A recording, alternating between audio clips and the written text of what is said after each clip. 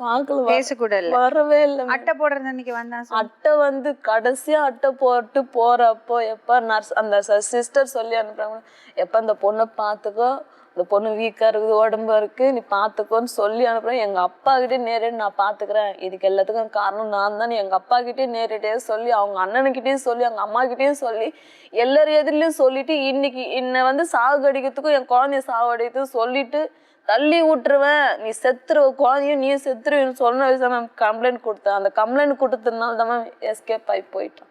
அதுலேருந்து நான் இன்னொரு வரல பார்க்கல மேடம். அவனு இந்த பிள்ளைக்கு தழுப்ப நான் தான், வேறு யாரும் இல்லை. வந்து என் பிள்ளை ஏற சொல்லிட்டு என்னை வீட்டில் விட்டுட்டு அவன் சம்பாதிச்சு போனால் விட்டு கூட கவலை கவலை. இன்னொன்று இவங்களும் இல்லைன்னா என்ன அவனுக்கு தெரியல.